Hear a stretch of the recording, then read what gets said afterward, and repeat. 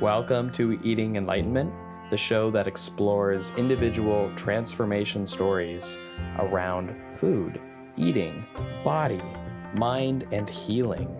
In particular, giving exploration towards the cognitive, the thoughts, the mental paradigms, the ability to reconnect with your body, the tools and strategies that work, and just having some fun along the way. I'm Jared, and long story short, I struggled with food. I was a wrestler. I became freaking miserable. I became a monk because I was so miserable. And up in the mountains, got some meditation goodness. And now I'm all about spreading the mindful vibe. And my role in this podcast is to simply explore, ask great questions, and stay in the present moment with my guest, Maryann Jacobsen, who is an amazing resource on family, health, and nutrition, and eating, especially eating through various stages of life, starting, for example, with toddler, being a picky eater, what happens when your toddler stops eating, because actually that's pretty normal. As they slow down their growth, their eating will probably slow down as well. So if you have a kid and you're wondering, why is my kid no longer such a great eater? Well, Maryann has some amazing answers for you. She's devoted her career, her life, really. She's a mom, and she writes about this stuff, and she practices what she preaches with her own children, and she shares her journey. And I'm giggling right now because it's such an authentic, it's such a useful, it's such a great conversation. So I'm excited to hear what you think about it. Without further ado, let's dive into today's episode. So why are you passionate about this field? Well, I'm passionate because, I got into nutrition when I was after high school, and it changed my life. And then, I went through and I became an RD, and I wasn't really sure where I wanted to focus. I tried different things, and then I had a job where I had to write, and I really loved writing. And so that kind of eventually got me to when you write, you want to be passionate, right? So after I had kids, I just really didn't know a lot about child nutrition. And so I dove into the research. I started a blog, and as my kids grew, I really just wanted them to be healthy and happy, and I wanted them to have a healthy relationship with food. Just, I'd seen so many people, and I had struggles too, when I was younger. So, I think, different developmental stages, we don't know a lot about them.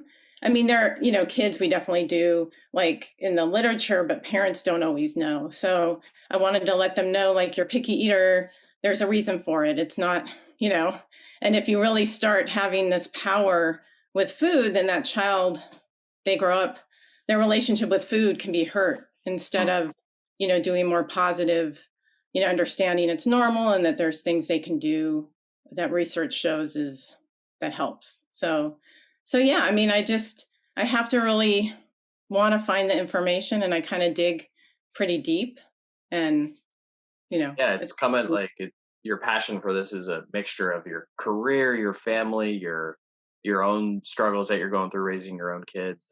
And we'll get into the picky eater stages. I wanted to hear about your first blog entry, like when you first started blogging, or were you more of a book writer instead of a blogger? I started off blogging in 2009, Raise Healthy Eaters. Now it's under my name, but you can still get there through Raise Healthy Eaters. And I don't know, once a week, I think, I'd put up a blog, and my son was just born, my second child, and I was like, I don't know how I did it. And I was working part-time. But yeah, I started blogging, and then that led to my first book, which was traditionally published and I wrote with a pediatric dietitian, Jill Castle, called Fearless Feeding. And I felt like when I was learning all this about starting solids, and that there wasn't really an up-to-date book available. A lot of them were kind of older. Ellen Satter has some good books. We just wanted something that really kind of covered everything. So we wrote kind of this Bible. It's called Fearless Feeding, How to Raise Healthy Eaters from High Chair to High School. So it kind of covers, everything. And it's actually used as a text in some colleges because it's really like good for anyone who's interested in child development. It explains, the what, the why, and the how of feeding.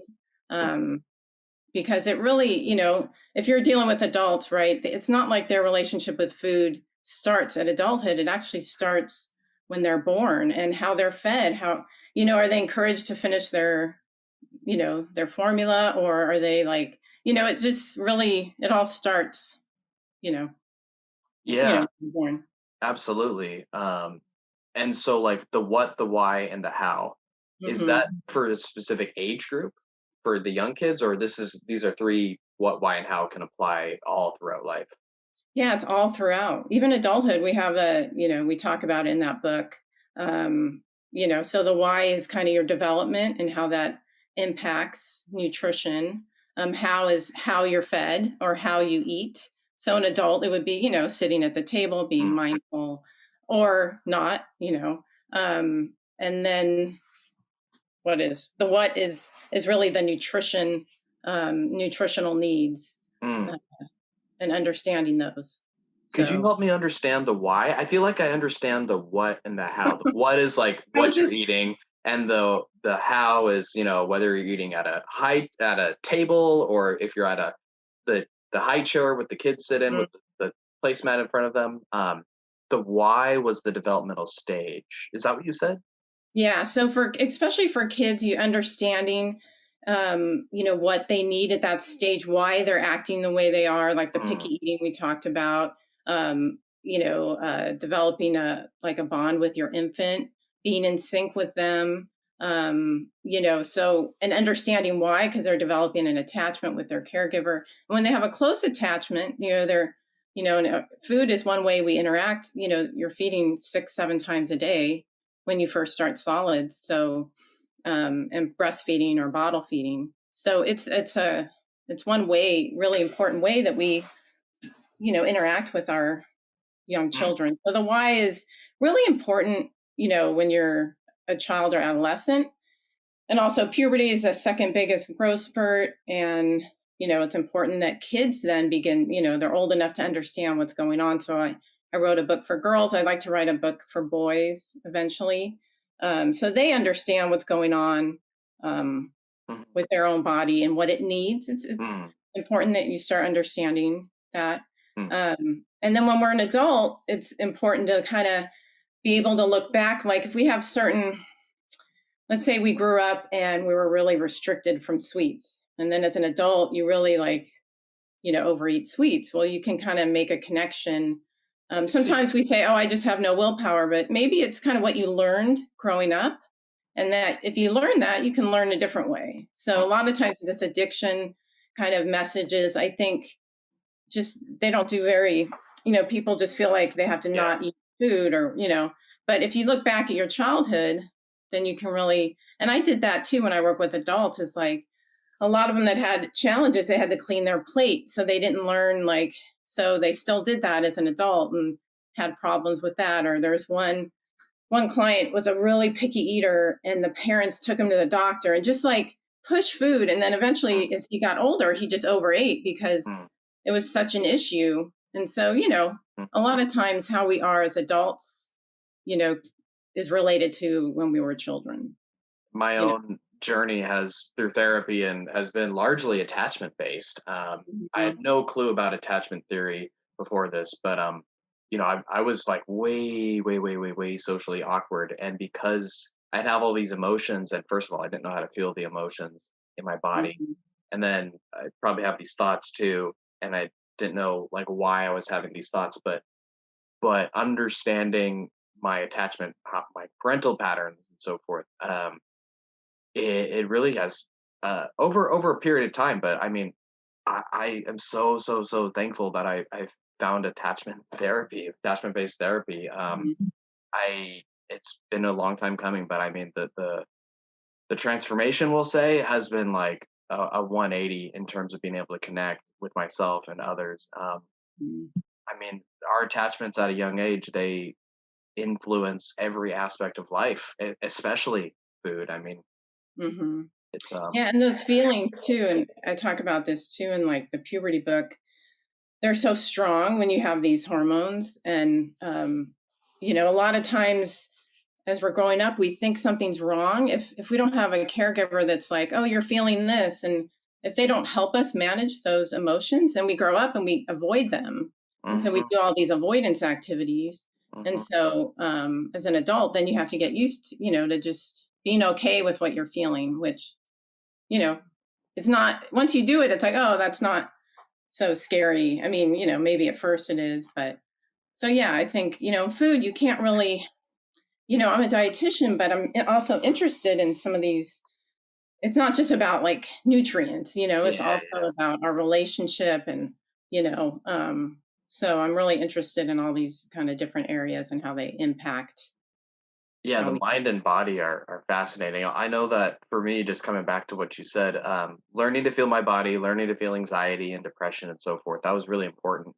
But then, yeah, you're right. It becomes more normal. But yeah, so I mean, not to, I usually don't go this much in depth at my history, but yeah, my parents, they were very organized, we'll say, and so they taught me to like organize my feelings, or like channel my anxiety into productivity, we'll say. Mhm, But they didn't really mirror or help me relate to my difficult feelings, we'll say sadness or mhm, grief or fear as a kid. And so I had no idea I even had those emotions. And so I had a food struggles too, but I mean, part of this was like definitely related to childhood. And yeah, going through so many difficult emotions, if we don't have caregivers around us, it's hard for us to develop those ways of relating to our feelings. mhm. Um, Yeah. and so um, restarting, because we'll get to the puberty, I just wanted to quickly touch base upon the picky eater stage and then kind of make our way up. You mentioned at the very beginning of this conversation power. You said something about power, where parents have power, and I think you gave a good example of it, where it sounded like one kid was sort of like forced to overeat, or is not forced, but his parents kept pushing food on him. It was he in the picky eater stage when that happened? You know what? He was an adult that I saw, so I don't remember the I see. detail, I see. but I know, it can be really frustrating for parents when you have in their, especially when if they're thinner and you're afraid they're not growing. And one of the things is most babies eat almost everything. Even though they'll make a face, they still will eat and they have a high appetite because they're in the fastest phase of growth of life. If you think about when a baby's born and 2 years later, they're like walking and I know, it's you crazy. know, so we're used to that, and as parents, we're like, "Wow, I have this great eater." Then around 2 to 3, it's different. They don't grow as fast, so they're not as hungry, and then they're more aware, so they're throwing food. Sometimes they don't even want to eat, and it drives parents crazy because all of a sudden they're a good eater, and their nutrition needs actually go down. They don't need as much iron because they're not growing as fast, and so it turns out in the table, and they're independent, and they say no, and so it's very normal to have erratic days, not eating much one day and then eating a lot the next. And it's hard for parents if you don't know why that's happening. And then that's when a lot of the food battles, like, well, you can have dessert, you know, um, if you eat some of your vegetables, because a lot of times they'll start green foods, they'll be more skeptical, so a lot of the food battles can start there. And Mhm, then it makes, a mm, lot of kids decide that they don't like healthy foods because those are the ones that are always being forced. And mm. then they're being rewarded with all the palatable food, and so then there starts like a dynamic that's not super healthy. And, Some sometimes a little bit of that. It's not like if you do that sometimes, Sure, sure. if it's over time and the kid, some kids can get through it and be fine, but um, it's just that stage can be really, and it can last a long time because the growth kind of stays flat for until puberty. I mean, they'll go through spurts, but and Mm, usually school age, they tend to start branching out more with food. And Yeah, and then once they start puberty, then their appetite increases again. This is really interesting for me to hear. Because I'll work with people who the rebellion, their inner rebel around foods is just like very powerful. And not saying that all the time 100% of a food inner conflict is because of this. Sometimes there's trauma, other times there's just crazy diets, whatever. But I could see so many people having these food battles with their parents going back, and no Mhm. wonder they have conflict around food. I mean, this has been ingrained upon them as a emotional family pattern for God knows how long. Yeah, and there's a few studies, maybe like 7 or 8, that actually, they ask adults about how their childhood was, and there's, a lot of interesting. I mean, it doesn't prove cause and effect, but I'm really interested in that. Like, I just, for myself, I grew up in a big family, and when there was sweets like ice cream, my brothers would eat it if I didn't. And Mm, so, like, when I was an adult, I still did that. Like, oh my gosh, there's cookies, I need to, that was one thing I had to kind of be like, well, why? I can eat now, I can make the decision to eat cookies. I don't have to finish them, I can go buy them, I can drive to the store. So for me, when I was actually in my internship, I made a lot of realizations about my eating, and I ate all my meals at the hospital. So I wasn't like, I would always be mindless eating. And I don't know, I just realized like I can eat sweets in moderation. It was a mm, weird, mm, I don't know, something happened that year that changed my relationship with food. And I was, for the first time, kind of just a normal eater. I could have a couple cookies, but I still love to eat nutritious. It was just kind of the best of both worlds. mm. And so that got me interested in intuitive eating, and thinking, well, why was I like that? And then as I had my own kids, I really did more research and just find it really fascinating, you Mhm. know. Yeah, it is. And then so the next stage and your next book, we can do this a book promotion too. Just make it that way because your books so neatly parallel the stages of life. So that was you did the fearless feeding with the research based Bible for kind of everything. Then there was the picky eater stage. You have a book there from picky to powerful. But then you, as your own kids, you wrote the family dinner solution. So that was when um, your kids were growing up. I can you give us a bit of background on Yeah, so why even though family I'm a dinner? dietitian, I was never a big cook. Mm. Like, so when I had kids, it's like, oh my gosh, I have Isn't to, yeah. cooking is you mentioned on your about page is one of what's the word you used on your about page? One I'm of an your insecure cook. insecure. Yeah, I think yeah, you But I think I'm a good cook sometimes. mentioned. I've actually come a long way, Cool, but I cool. was forced to because I didn't marry someone who could cook. And so, like, he's good with money, and I have to do the food. um, so, like, one of the things I was try recipes and they would fail. And I think I was just out of my league. And I don't like a lot of the recipes wouldn't even be keepers. And so, like, you buy a cookbook and you like have one recipe from that cookbook. And so I decided to revamp my whole system in the family dinner solution. It used to be what to cook for dinner with kids. And I went and on this 30-day challenge, and I tried all these recipes, and I started from what was working. So I took like 8 meals that really worked for us. And I'm like, why do those work? And I started, developing my own recipes using other, going online. And I developed a like 5-week rotation of meals that I switch out, and so I'd have it planned for 5 weeks. And, it really just changed. And I also had Hmm, strategies like I'd have a side strategy at my meals. So if the kids don't like, one of the biggest things for parents is you serve something new and they don't want to eat it. And then you're like, well, so if you have, a new entree, then you have side dishes. Maybe you have some raw vegetables and fruit, you have some bread. And hmm, especially when they're really young, they can eat that. Like they can, and then they can learn about the new food, maybe you do a learning plate. And so that way it's hmm, like it keeps, they're getting food to eat, and they also have other meals, mhm, lunch and breakfast. So I developed a side strategy. Mexican night, we always have beans and tortillas. mm, But then maybe it's shrimp, kind of like a taco where I'll rotate the protein. And so that way they're getting the exposure without having to like make them eat. And it also helped me like figure out like what works for me. So now I cook in a way that works for me. I'm not just trying to be like other people. And my cooking has just expanded.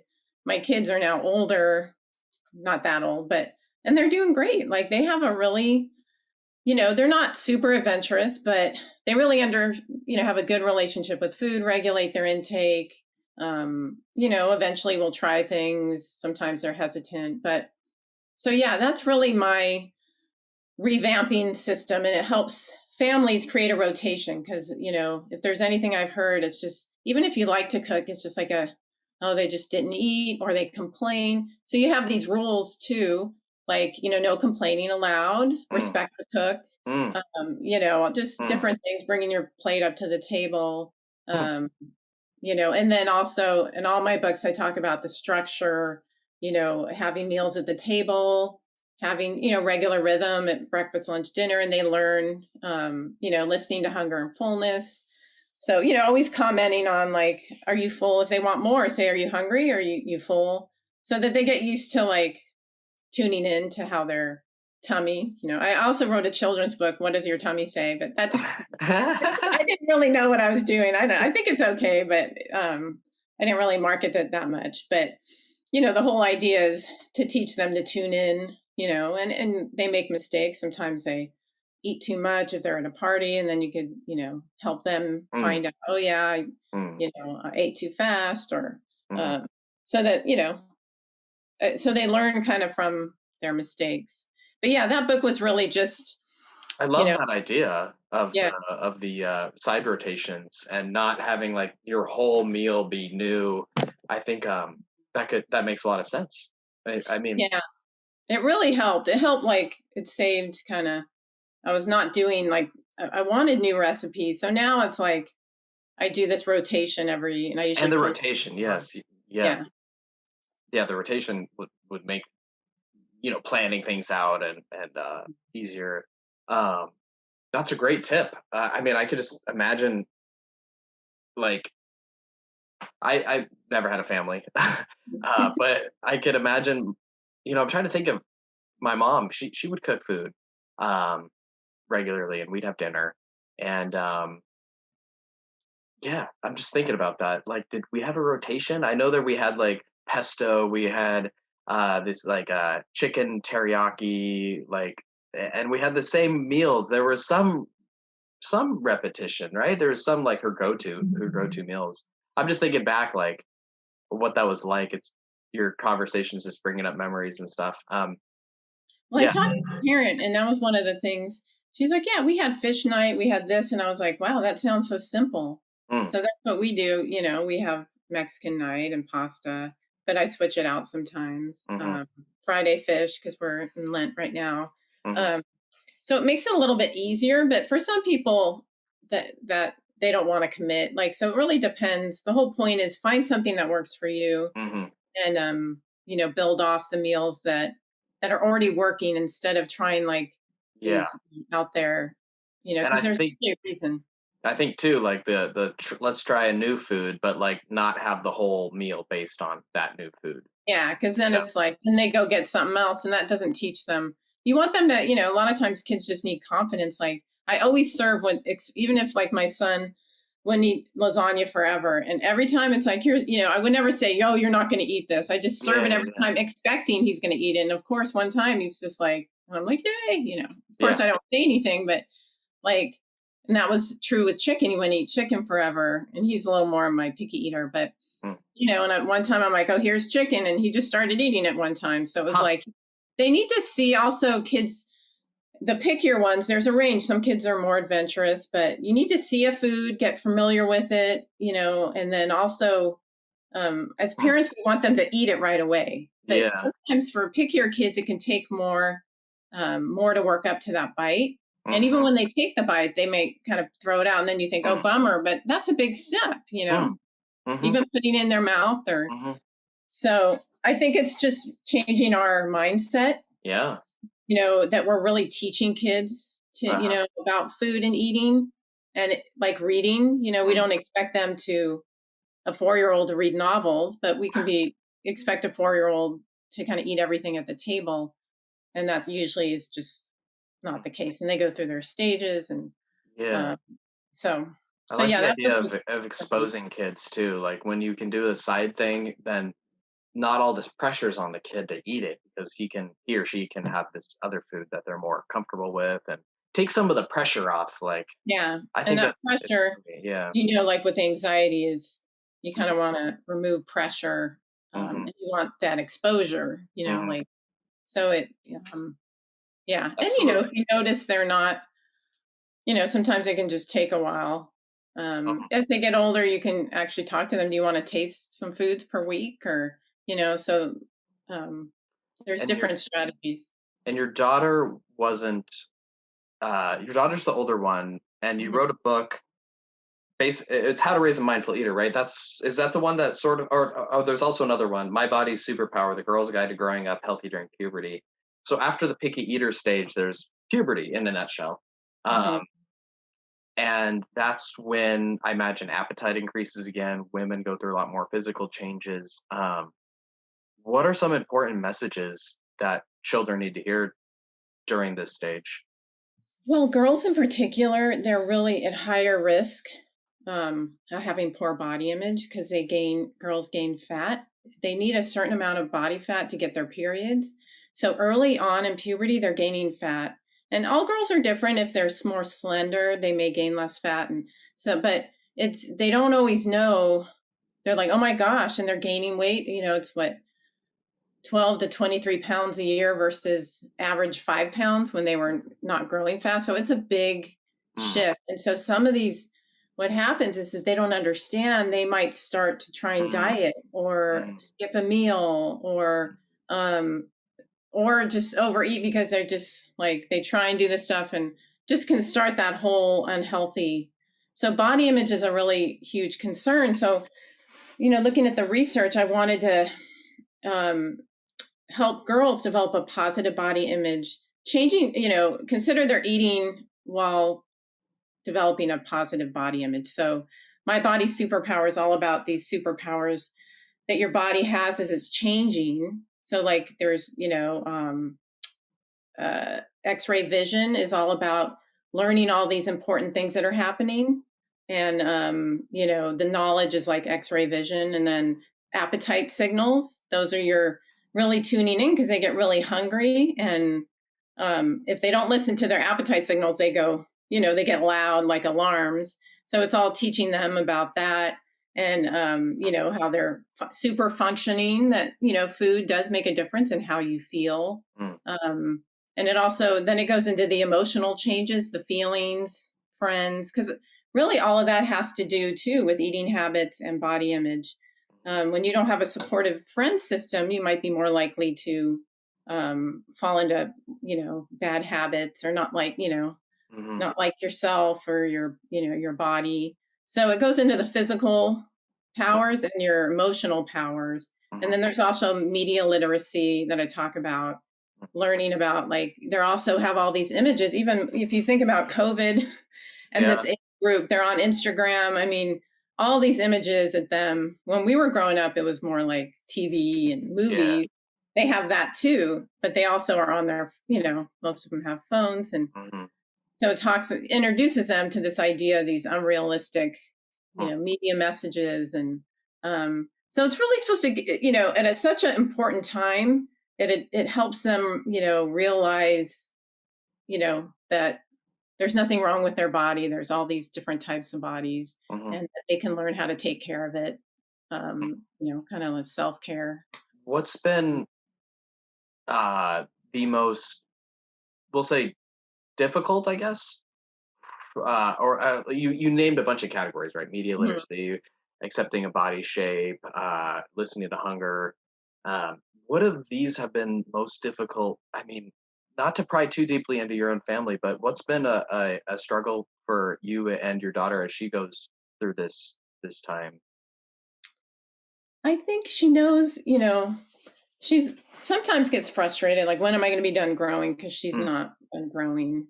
And mm, I can't always, like, I can just tell you what I know in general, but you kind of just got to, you're mm, not going to know, like, how things are going to go out. So yeah, I think, and also the media literacy. I mean, you can you got to just keep on that, and because just talking about it once is not enough.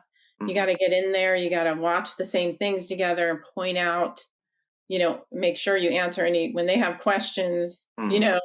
Don't say, "Oh, I can't talk right now." Like, you got to, you know, be there, because when they ask questions, I think it's just a lot, than us just telling them.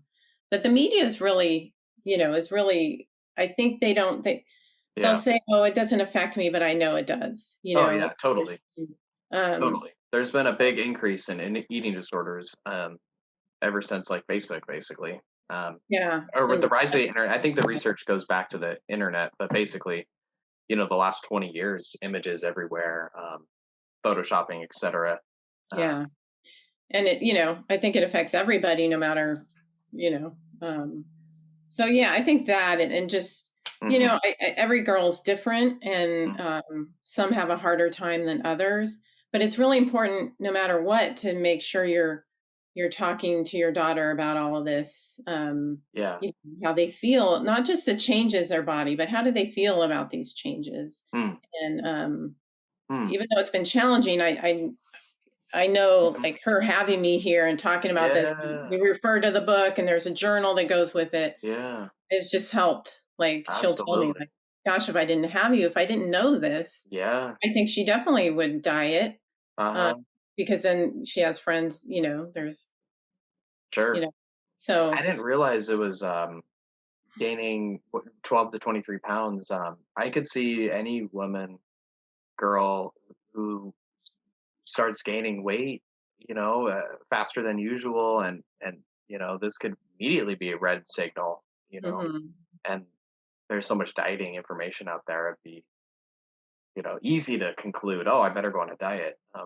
Yeah, Yeah, and the research shows what's really interesting is that when you have a healthier body image, you're less likely yeah, to your weight to fall. go higher. And I'm saying, this isn't all about your weight, but and you're more likely to have healthy habits, and when you like your body and appreciate it, then when you start, when you don't like your body, then you know, Mm, there's not a lot of motivation to for healthy mhm, habits in general. mm, So that's kind of, it's teaching kind of nutrition through a positive body image. mhm. Um, so it's kind of tackling two different things, because a lot of people aren't necessarily motivated to eat healthy, especially like teenagers. um, so I do see that, and like, my daughter really does care, about, I'm not feeling good. I think I could see her more at this stage, kind of balancing, learning how Mm, to balance her eating, because they're hanging out with their friends more and all that. mm. Um, so yeah, it's hopefully, if you get through that, then the high school years are. Yeah, I'm wondering too if this book in particular mentions something about, we'll say different body shapes. So I used to be like a personal trainer, and that was like back when I was in, I'll say, diet mentality. I didn't know about intuitive eating. I didn't know about like these different things. But even back then, at least this was like a simplified teaching, but I do think it's kind of valuable. There were like these images of like a really petite, slender figure. Then there was like I think that was like ectomorph or something. And Yeah. then there was like a mesomorph, and then there's a something other. It was basically like people have different. Some people are really Mhm. thin, other people have bigger bones, etc. They're a bit bigger naturally. They hold more fat. Um, do you talk to children going through puberty about like their different body shapes and like kind of their genetic blueprint? Yeah, it's like, yeah, your genetics, and I have different body shapes, and talk about, everyone's different, and based on their genetics, they might be more prone to, you know, I think different it's shapes. such an important message. Like, yeah, like not everyone is supposed to be like pencil thin. Like, I mean, the majority of people aren't supposed to be that Yeah. way. I don't know, and like, there's nothing wrong with you. You're not failing for having a bigger body, especially when you're at puberty. I mean, Jesus. I mean, Well, so girls tend to be a little, like, they grow in stages, and so in order to get their period, this was only discovered in the 70s by hmm, this researcher, Freach, I think. They didn't know that there was a link between body fat and period, because a lot of, some athletes, girls that were really active, wouldn't get their periods, and that's a problem. So, this researcher in the 70s, which isn't that long ago, made this connection between, so girls at first, they gain body fat, and then they get their period about 2.5 years after. So a lot of their fast growth is very early in puberty. And then the last couple years, it lasts about 4 years. They mostly grow in height. So they're kind of out of proportion. Like they're in that like in between stage. So that alone can really, at least if they know, look, I'm kind of in this in between, and we also, like, one study showed that metabolism will slow down. I mean, if you think about it, the body's doing all this work, and it does, it's one of those just big changes where boys tend to grow later in puberty. So they don't have that, like, so that's another thing. Girls are growing really fast and all the boys are like a lot smaller than them. And then in high school, the boys but boys will keep growing till like 18, 19, sometimes 20, where girls usually stop around 16. So, it's, if, and the research shows the earlier you go through puberty as a girl, the more problematic. It's more, it's hard. If you're one of the first ones, they're more likely to have eating issues. And boys tend to be the ones that go through it much later. So that, if the guy stays small, boys tend to like puberty early. So, I mean, it's, it's a tricky area. And I usually write for parents, and I wrote a whole series on my blog for parents, but then I just wanted this book to be for the adolescent girl, and then I'll do for boys. So. Yeah. And then as your kids get older, previously before this recorded conversation, I think we talked about how your next exploration book exploration. I feel like every book for you is an exploration. But anyways, your next book exploration is kind of tackling midlife struggles. And what are you learning so far on your adventure? Well, I've learned a lot just for myself. I used to have anxiety like symptoms, and like in my around 46, 47, they just came back with a vengeance. Really? And this is actually what I've learned is this is extremely common symptom of perimenopause is anxiety. But there's also a lot of nutrition related factors. I was deficient in iron. I didn't know. That's very common, and doctors don't check. They'll check for anemia, but not iron deficiency. And so I'm learning a lot about, once you get to this point, some of it is hormonal changes, but other stuff is just some, nutrition deficiencies, or, just inadequate nutrition. That, if you're, I work out a lot, there's all these things with iron. So, it's interesting I haven't really been thinking of myself because I was focused on kids, but there's just a lot of women will gain weight during this time. You tend to lose lean body mass, which plays a role. And then a lot of women, like people will start dieting. But here's the thing, once you're getting older, I mean, I'm not a big fan of dieting in general, but, when you lose weight with a diet, you lose 1/4 of your muscle mass. And so with age, you're already losing muscle mass. You also can lose some of your bone. And so I recently had a bone scan because, so it really, you have to be really careful. And it's really, about taking care, feeding yourself, dieting and all that is just the opposite of really what your body needs. At midlife. And the problem is most doctors just don't, because there was that big study on hormone replacement in 2002 that came out and said it's associated with cancer and heart disease. And I think prescriptions went down 80%. Oh, geez. And really, there's very little in medical school about midlife. This is a whole life stage that's almost ignored. So a lot of people will go to alternative medicine, and they can help, and it just depends. I think if you find someone really good or research-based. But it's just, I don't know, it's a whole, I'm not even halfway through writing it. And then a lot of emotional stuff comes up. It all because like our hormones changing, and then just any unresolved emotional stuff, just, I think for me, that was part of it, The luckily I anxiety? had anxiety before. I know what to do. Mm, I found I'm really doing well with that. mm, Um, but yeah, it's a time to kind of put some of these struggles you've had, face them, and move on to this next stage that I think is a really cool stage, because most women and men, you kind of know what you want, you have this experience, but then you don't feel right. And for me, mm. eating well and exercise and taking care of myself, I mean, I want to feel good as I get older. Um, so yeah, Absolutely. I don't know. That's just there's just a lot of stuff. I write on my blog kind of what I find, not everything because it's going to be in the book, and I'm not sure how the book. I might do several books because there's so much information. It teaches women about how do their hormones change, why they change. Instead of just the typical perimenopause, there's actually something called very early What is perimenopause. what is I've heard of menopause for sure. Hmm. Did you use para the other time? Perimenopause. Peri, is that like post or pre or Yeah, it's the stage like between, just being regular and then transitioning to menopause. But I see. research is showing that changes happen much earlier, like your late 30s, early Hmm, 40s, that even though women's cycles will be regular, they're sometimes they're producing too much estrogen. There's already some like hmm, imbalances.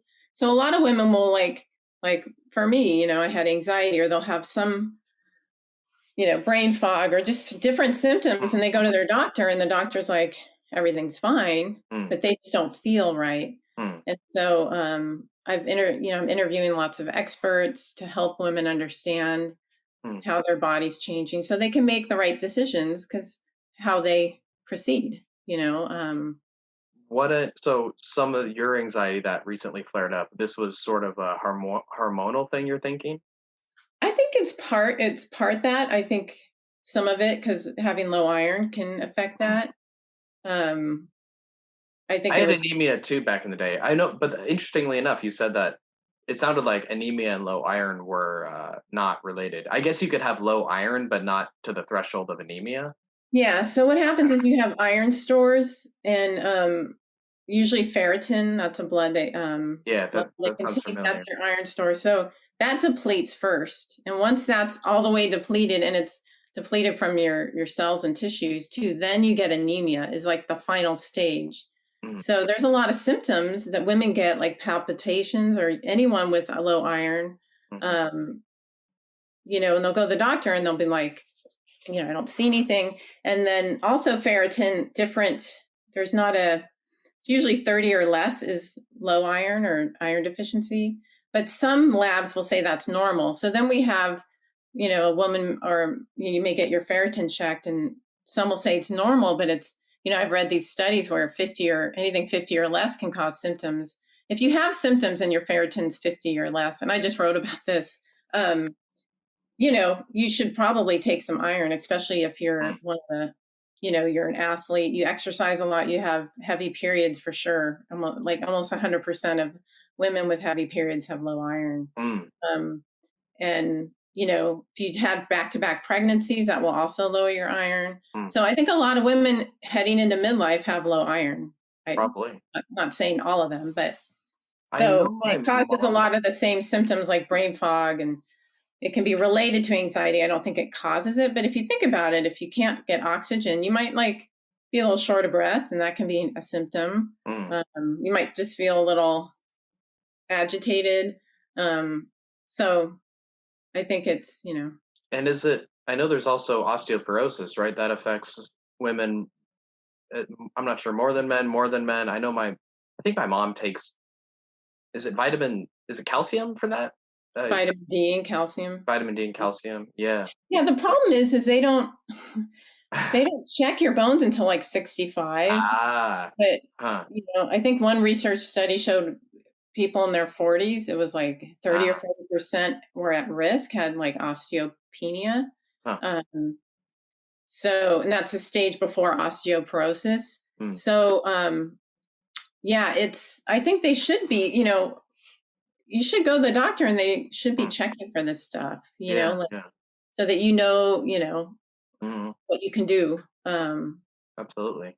to help. But yeah, like your bones, and after menopause, you have a really rapid, you lose bone really fast. So Mm, it's important to know before menopause how your bones are doing, keeping really making sure you're getting enough calcium, vitamin D, and calories. mm, Um, so yeah, and people that absolutely. are thinner are more risk for osteoporosis because weight bearing Mm, helps, whether that's from your weight or from doing exercise. That helps your bones stay strong. Um, got you. And just to kind of summarize, like how like the practical steps you've taken to deal with anxiety. I know probably other people are having going through their own anxieties of mhm. whatever sort in midlife. Obviously, this podcast is aimed at people who are, I'd say, adults. So I'm sure, and there's a spiritual side too. I mean, so Yeah. maybe this. I wish I could tell the demographics of the people listening. Um, if you're out there listening, you could email me. um, but anyways, summarizing, like, so you've had some anxiety recently flare up. How are you dealing with it, managing it? Well, this I did see a therapist, and I asked for like CBT, cognitive behavioral therapy, but Oh yeah, that's what I do. yeah, Anyways, that's what I I love. That's what I asked, love. I love CBT. yeah, That's my thing but I think that wasn't what I really needed for this. for sure. Yeah. I think part of it too was I lost a lot of people when my Mm, kids were little, and my like family, my father-in-law, like people died, mm, and I didn't really process it because I had 2 young kids, and so mm, this stuff happened. We lost people, and, I lost my dad when I was 13, and so that's like I don't know, I think I didn't process that. So yeah. part of it was me dealing with that, Yeah. finally crying. And I think when the anxiety came back, I wasn't that busy. I quit my job and did do what I do now at home full time. My kids were a little older, and I all of a sudden this time, and it was like everything just came. Yeah. I see. But what really helped from like, I don't know if you've heard of this program. It's called the DARE program, and Can it's really go all on. like exposure kind Mm, of therapy. DARE is a acronym for, I think, you can look it up online, like diffuse your thoughts, accept, and allow. So when you're having these feelings, our gut tells us just to avoid them, mm, and like, so what you do with like a program like DARE, just in general, is you mm, welcome them. You mm, say, "Come, anxiety, I accept." And I would have it when I was driving. So then you start avoiding driving, right? So then, like, the anxiety's in control. So, what it says is drive, maybe take small steps. But I would drive and I just say, bring it on. I want more. And it just would dissolve away. mm. Like, so the DARE program is, it's all about kind of exposure therapy is what they use in like clinical sense. Um, but this program's just, it's pretty amazing. They have a Facebook page, and if you do it, you'll get a free app. There's a book. But it was really about not being afraid of the feelings and the sensations. Mm. And um and and that was really for just like the driving in some little things. And it's a form of CBT, but it's not where you're writing down your thoughts and challenging them. And now I'm just so very aware of that fear part of me, Mhm. and I just kind of like, oh, there it goes. Yeah. Yeah, if I'm feeling it, it's like, okay, I want more. And it kind of like you're calling its bluff. It's And sometimes then, I think of, like, when kids are young and, like, 15 minutes is, like, the longest thing, or, like, an hour wait, they're just like, "Ah, yeah, I can't." They're just like, they don't. I feel like that's sometimes when we get better with, like, in dealing with anxiety and these difficult things, it's like what was difficult to sit through is now, like, able to, we're able to get through it okay. yeah, it's being able to tolerate like your feelings, really. When you have anxiety, it's, you know, you want to just flee. I mean, that's the whole thing. You want to get Yeah. out of there. But if you Avoid just it. like, okay, it's um so that I didn't really do that before as much when I Yeah. had of course, like the heart palpitations is can be anxiety, because when you have more adrenaline, your heart might skip a beat because of the adrenaline. Like, Mhm. um, so when I first got it, when I was like 30, I went to a cardiologist and they did like a full, I didn't know what it was. Now, like when it happened, I knew, but a lot of women, if they have anxiety, and it's very common in midlife, they don't really know. And it's very scary. And then it's like, I'm having a heart attack. And I kind of knew I had that, so that was an advantage, is when it's just like with all the life stage, what to expect. It's not as scary. Yeah. Because I'm sure the ER, they get a lot of panic attacks, and I don't really have full blown panic attacks. It was just more increased heart rate. And that also, is a, perimenopause symptom. It's just the hormones can affect, Yeah. your nervous system. And it's, it's a complex, it's not like this causes this, but it's definitely plays a role. Yeah. Yeah. Well, I love hearing your vulnerability. Thank you for sharing, like, Mhm. the kind of the grieving process you went through therapy, and learning to deal with some of these difficult things, daring to deal with Yeah. these difficult things. It's As really we, anxiety keeps you from living your life. Like, that's what yeah, it does. And it's once it you kind does. of like, you're spending all this time on things that aren't, it's one thing Yeah. if it's, I think in one book, it's like a signal versus a noise. I mean, sometimes we get anxiety because something's really wrong. Mm-hmm. But if it's just a bunch of noise, we can't listen. You just kind of, oh, that's noise. Yeah. As we wrap up today, I wanted to have you say where people can contact you, where people can find you online, and Well, there's my website, MaryannJacobsen.com, or you can get there through Raise Healthy Eaters. And, I have a newsletter I send out like once a month. I have a podcast, a Healthy Family podcast, and you can see all my books there. They're also on Amazon. The How to Raise a Mindful Eater, that one was really, I got a lot of emails from parents that their child was obsessed with food. Mm. And so I wrote that book for those parents because I got that question so much. And so that's probably one of my best selling books. Because it deals with all the different, it's a great book for parents to read. So yeah, that didn't fall in the normal, like, developmental, but yeah, so, my website and podcast. And then for midlife, I have a specific sign up list. Probably going to start a Facebook private page for that, so I can, use those stories from women. And because it's yeah, thank you, Maryann Jacobsen. The links will be down below if you're listening or watching. Links will be down below, so you can check out Maryann. And then, Maryann, what's your definition of enlightenment? How do you define enlightenment? What does enlightenment mean to you? I think it's living the life you want. I like it.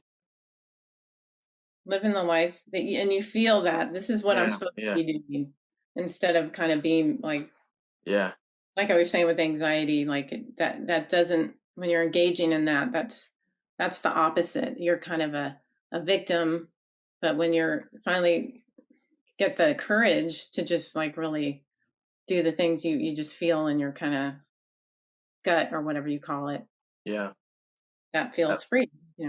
I love it. Thanks so much for coming on today. Thanks, Jared. Fun.